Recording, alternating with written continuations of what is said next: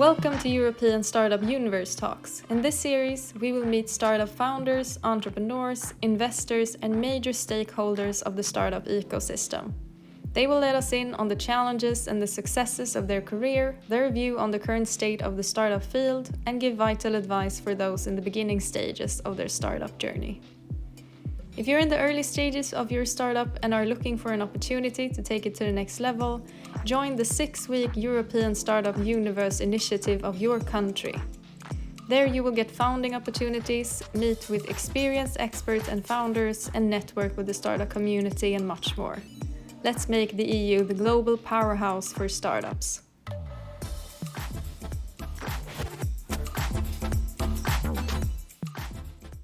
Welcome to European Startup Talks. My name is Mauriza and I'm here with Jan Skok. He is a mentor at SAŠA Incubator and a country organizer for Slovenia. Welcome. Hi, great to be here. And we are happy to have you.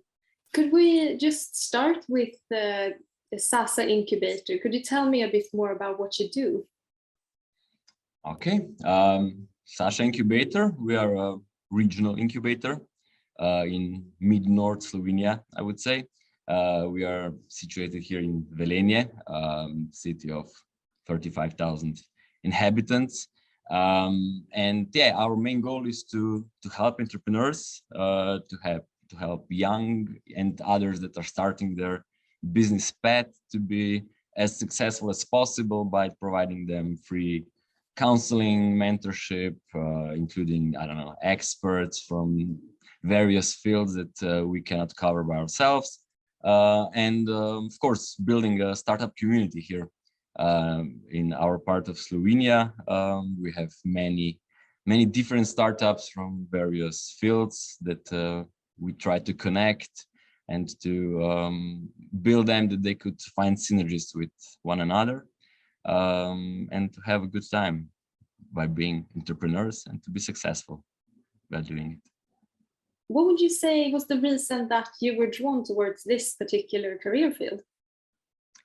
I was drawn here by accident, I would say. My background is in business valuation.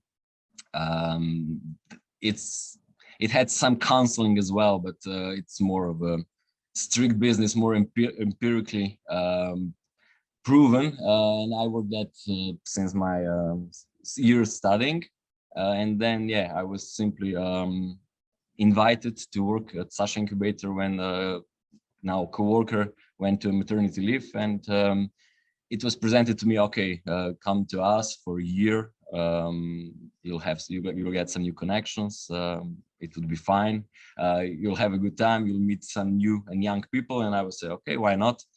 Because at that point I had a bit enough of this valuation stuff, because in valuation you are often hired just to formalize deals that has already been made or decided upon, and you are just the one that need to empirically support that. So I was looking for a change, and was pretty sure that I will be here for a year, like I said, but now it's 3.5 years after that, and I'm still very much involved in SAŠA Incubator and stuff that we do. That's great to hear. It's always a mystery what your career will take you. It's always a surprise in a way. But as we stated before that you're a country organizer for European Startup Universe for Slovenia.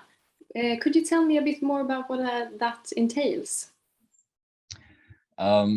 We came to this European Startup Universe pretty late, I would say.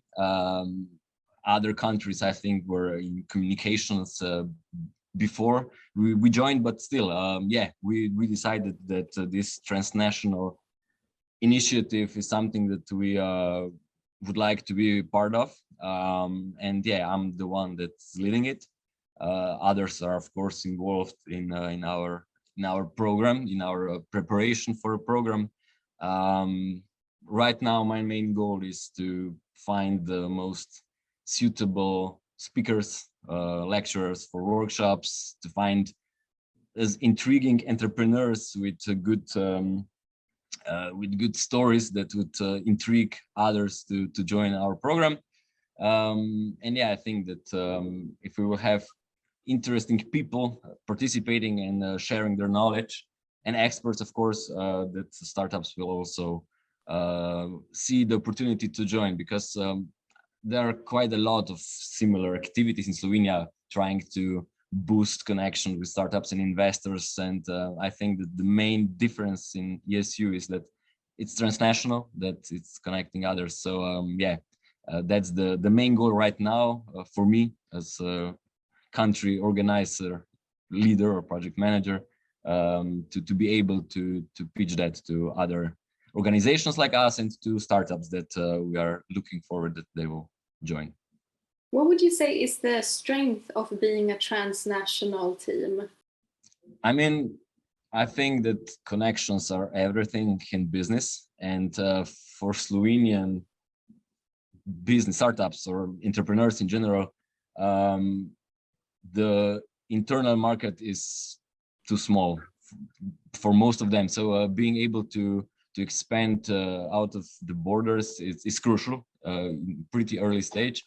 So we as supportive organizations would be really useful if we could have the connections that someone comes to us and like to expand to, I don't know, Romania, Greece, I don't know, that we have some, I would say, shortcuts that we could offer them people to ease them the ability to move to other country. And on the other hand, investors are, each of them have some specific areas that they are more comfortable with, and maybe by that they would find some interesting startups from other countries that they are tailor-made for them to connect and to have some mutual benefits, both of them. So if you were to describe the ecosystem for startups in Slovenia, how would you describe it? Okay, we at SAŠA Incubator are part of one national-wide network of similar organizations like incubators, technology parks, stuff like that. And we all offer activities for, like I said before, people that are only starting, that can come to us and discuss with us, I don't know, what to do first, what are the most, the things that they could miss a lot, and what do they need to care at the beginnings. And then after that, we can offer mentorship and connections and build communities, startup communities, regional wise and national wise. And I think that this network is really the basis. It's free of charge for everyone, and I think that people are, young entrepreneurs especially, are more and more aware of services that we provide. Then we have Slovene Enterprise Fund that's offering some funds for pre-seed stage and stages after that, that help entrepreneurs in different stages of their development. And then, of course, we have VC funds and accelerators and organizations like that also are important for our ecosystem. So if you were to describe the big stakeholders within the ecosystem, what would you say about that?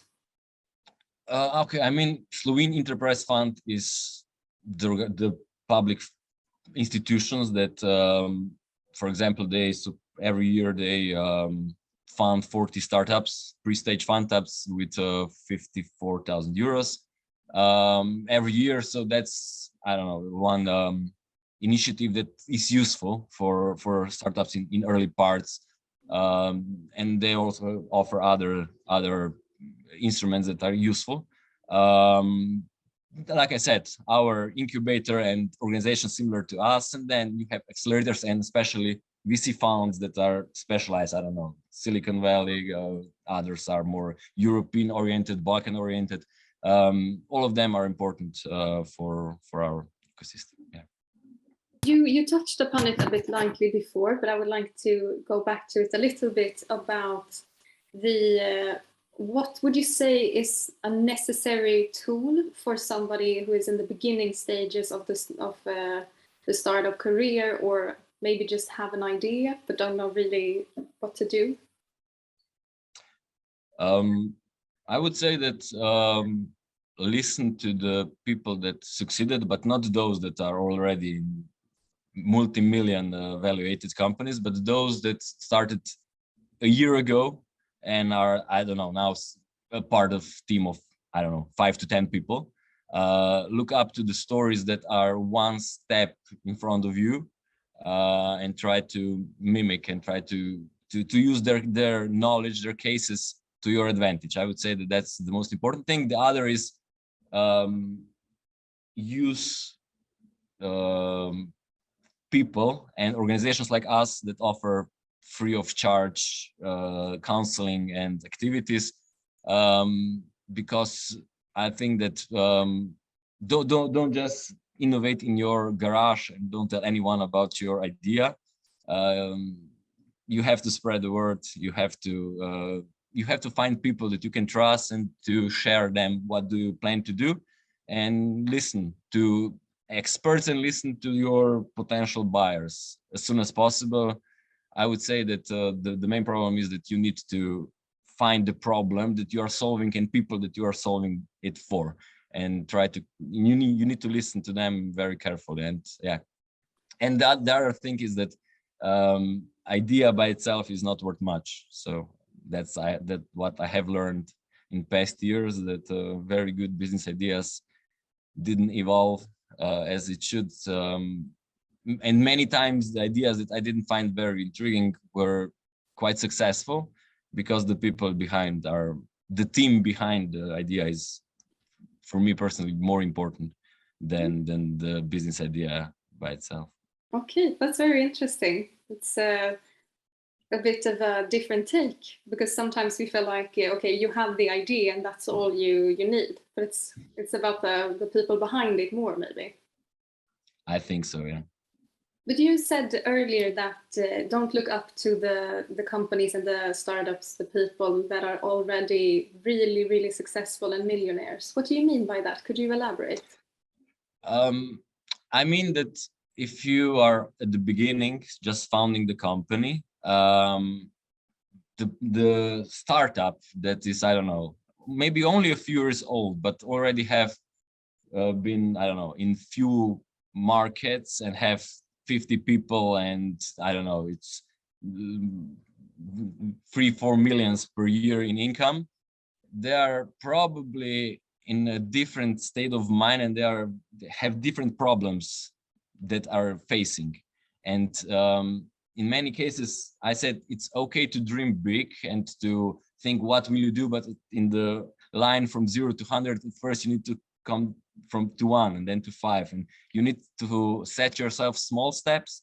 Have a big vision, but set yourself small steps, and to achieve these small steps, I think it's more useful to mimic, to find best cases from those that are only a few steps in front of you, not looking to the one who's in the end stage. I mean, Elon Musk is a great entrepreneur, and also, but I don't know if he has many useful tips for people at the beginning of their careers. Well, that's very interesting. But you have given a few pieces of advice already. But if you were to only be able to give one piece of advice for people who are looking to establish themselves in this field, what would you say? I would say, don't go into entrepreneurship just for money. It's good to have an idea that I would have I don't say a lot, I say enough money somewhere in the future. But if that's your primarily goal, to open a startup, I don't think it's the best push that you can set yourself. And the other is that don't put all your eggs in one basket. What I mean by that, don't fall in love with the first idea that you have, and then be able to pivot, be able to change the idea, be able to forget about the idea, and to validate idea quickly, to be able to move to the next one, because in many cases, even these worldwide known entrepreneurs didn't succeed at their first try. So yeah, like I said before, dream big, but set yourself small steps that will lead you to the desired goal. Be realistic with the ideas and the different. But dream big. I mean, that's also important. Dream big, but set yourself goals. What will you do in the next 14 days? What will you do in the next 2 months? It's good to know what will you do in 3 years, but it's not that important right now. Okay, well, that's I think that's a very good piece of advice, because sometimes the focus is so much on the future and maybe not in the present moment of the reality of where the startup really is. But you said that you shouldn't go into this field thinking only of money. What would you say is the thing that you should have as the biggest interest? Passion. I think that from my experience, the most successful are those that have a passion to solve some problem, that they think, okay, this already exists, but I can do this better, or I can adjust that to some specific people. And they do that not in the way that we try to help people like in charity way, but still have a passion to offer people something that you think that they will enjoy, they will have use of, and that you like to do that. I mean, like I said, passion is the most important thing when you're starting something. You really need to believe in it. Having an idea to monetize your business idea, of course, this is not a hobby, it's a business, but still, don't go in this that by being entrepreneur you don't work that much. That's the main mistake that people make. Many things that I will be an entrepreneur so that I will have to work less. Maybe in the future it's okay if you aim for that. That's the right thing to do, but at first you'll need to probably work harder and more to have to be able to achieve a goal somewhere in the future. What would you say, how do you know, is there like typical clues or something in your opinion that you can tell that your idea is realistic and good? I mean, in today's world, I would say that the best KPI to see if your idea is good or not is to do a landing page with the product, whatever it is, market it on some foreign country, I don't know, in the States, in some part of the States, do it an MVP till the end so that you can buy the product even if you don't have it. Use Shopify to set a dummy page so that the customer won't know it's a dummy page. And then if you see that, I don't know, if I spend $30 for Facebook advertising and I was able to sell, I don't know, the stuff for 300, okay, this ratio is what I will be looking for. You don't have to develop the final product and then going to sell it. I have a colleague that developed a smart house for birds. I don't know how to say it. This house is self-taking photos. When the bird comes, the bird body, like it's called, take a photo and send it to your phone. They started, as I described, they made a landing page, Shopify it so that people could buy it, and they would selling them for $200. As they said, we need to check if people are willing to spend $200 for something that is $20 without a camera and our application. And they made a picture of it and full site. The site looked legit. And when they, in some inertions, was able to sell, I don't know, for $1,000 of this bird bodies with 200 of investment in Facebook advertising, they knew that they are on board. So I think that finding a way to very early validate your product before you spend a lot in researching and building your product to be able to show it, you can use today's technology to sell the product even if you don't have it. People that buy this bird body, they will just say, okay, sorry, we're out of stock, or we don't have it right now, we will send to you in some later stages. So I mean, they returned the money, of course. They didn't scam them. That's not what I was trying to imply, but to be able to check with people that don't know anything about you, that were simply willing to change money for the product you are offering, just because of these products solve them some problems they have. That's what you're looking for. Show me the money. I mean, that's the most objective way to see if your idea is legit or not. So would you say that is the first step? If it's possible, I mean, not for every product it's possible to do a dummy page and to sell it as final deal, but yeah, you need to always think, how can I check this product in as early stage as possible in the market?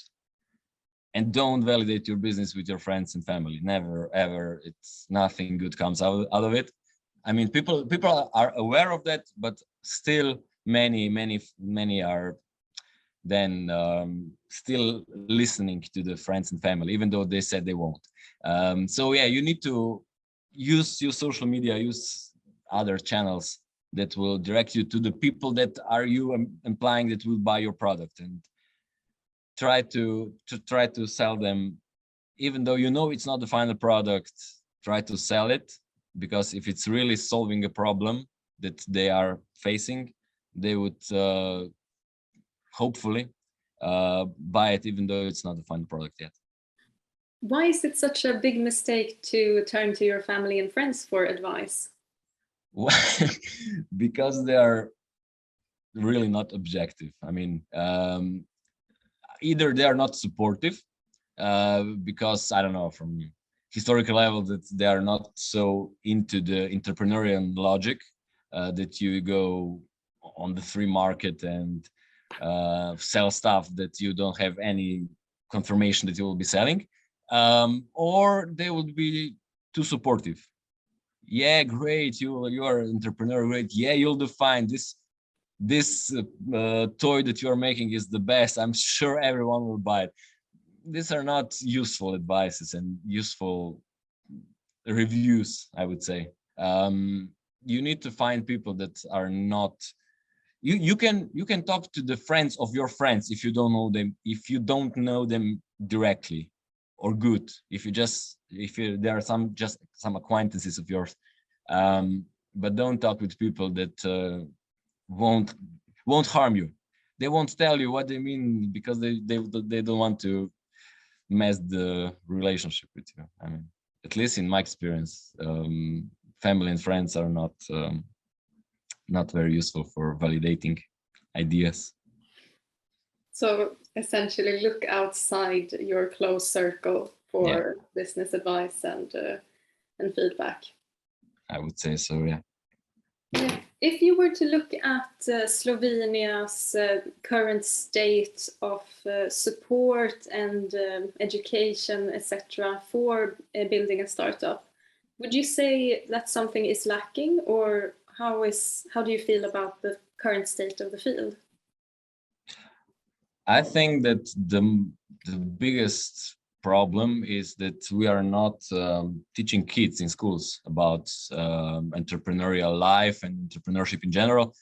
I mean, it's getting better, but we have just applied for one tender, and we have some Norwegian partner in it. And when we were comparing things that are right now in Slovenian schools with Norwegian way, we saw that we were really far behind. I mean, I think that if entrepreneurial classes in some way would be not just available, but part of curriculum, and it would be the goal of everyone. We are trying to do that with Incubator, that we try to push young people to boost their ideas, even though they are not market ready, just to think about the business process. But I think that it's not enough, that it would be better if all the population at some final years of primary school, I think, and then in the middle school, would be more involved in entrepreneurial activity, even if it's in theoretical level. It's not that I expect 15 years old that everyone would find business ideas and build business models that would be market ready. But I still think that even if those people would never work as entrepreneurs, would be, I don't know, corporate people in 10 years, they would still be very useful if they will have this problem solving logic in themselves, and to think as entrepreneur, even though all of them naturally won't be. So yeah, in this part, I think that we need to do the biggest changes. In other level, I think when adult life, I would say, yeah, I think many, if we would have more investors that would be willing to invest in pre-seed startup, that would be great, because right now you need to have some market traction if you'd like to get even these public funds from Slovenian Enterprise Fund. Like I said before, they are pitching that this is pre-seed fund, but in reality you need to have some market traction to be able to get these funds. And I understand their logic. If I would think as investor, I would probably think the same. But for tech startups, I would say technical ideas, it's a bit harder to build an MVP with your already existing resources. You can develop some apps, you can show some simpler stuff, but for more sophisticated tech stuffs, you need a bit more funds, even to get to the level where you can at least show what you're able to do, what you're willing to sell. And right now, I think that startups at this level don't have many options. They need to borrow money from friends and family. For this part, they are good. Just don't validate your business idea with them. But yeah, like I said, in this really first stages, you need to be able to, in Slovenia right now, you need to be able to do it by yourself. You get the support from incubators and stuff like that, but not financial support.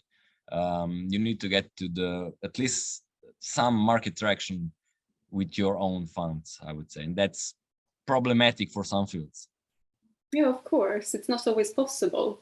But so would you say that in order to be able to have somebody invest in your startup, you have to already have a bit of traction, or is there something else that you feel like others need to have before they will be able to meet an investor? I mean, I'm not an expert in this field, but I would see this, that in States, it's more often that investors come on board in idea level.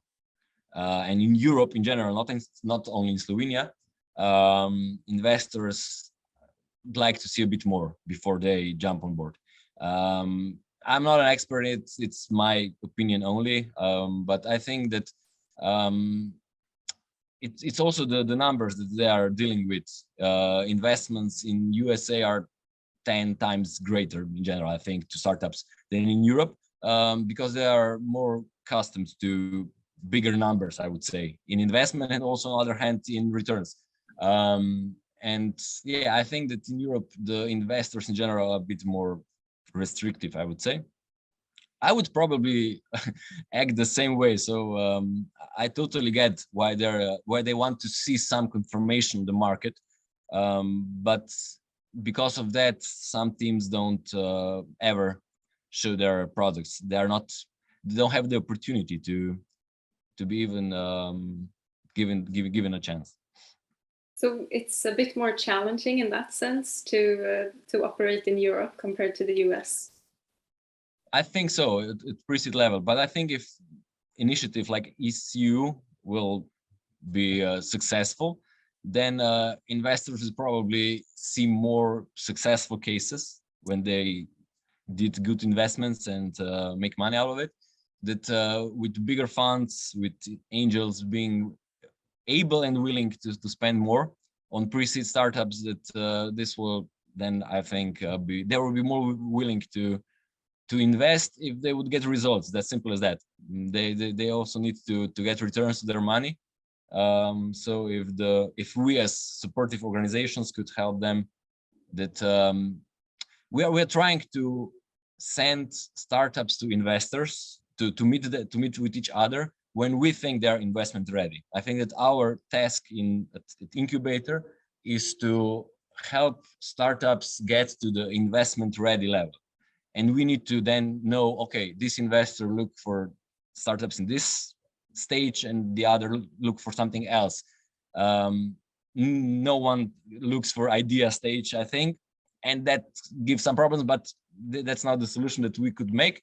But I think that it's important that we also help investors, we as Incubator, that we send them startups that have a realistic chance to close a deal, to get an investment, and not to bother angels, because many of them are not professional investors. Many of them are businessmen with different fields that are doing this in, I won't say spare time, but this is for VC funds mostly have professionals working, leading them, but angels don't. Mostly they are entrepreneurs, directors, I don't know, people with excess money, I would say, that are willing to spend some of it on startups, on investing in startups in different stages. So yeah, that's where I see our mission as SAŠA Incubator and incubators in Slovenia in general.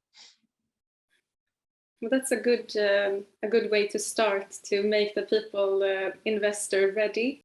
Is there anything you would like to add before we wrap up?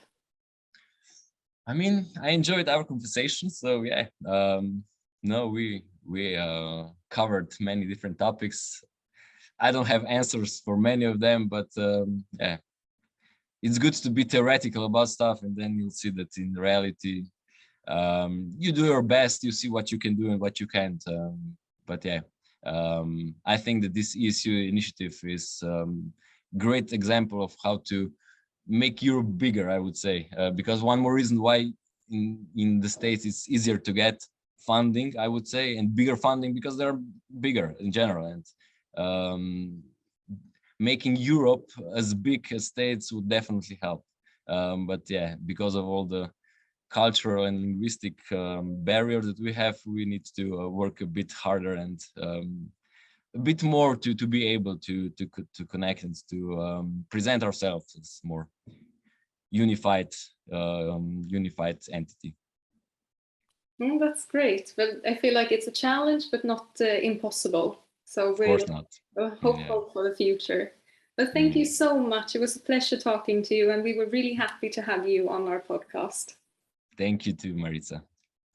To join the 6-week program, register on the website until the 28th of February. Go to thestartupuniverse.org. Make sure to follow us on social media on Instagram, Facebook, Twitter, LinkedIn, and on TikTok. Please like and subscribe in order to get notified for our next episode on YouTube or on the podcast platforms. Thank you for listening.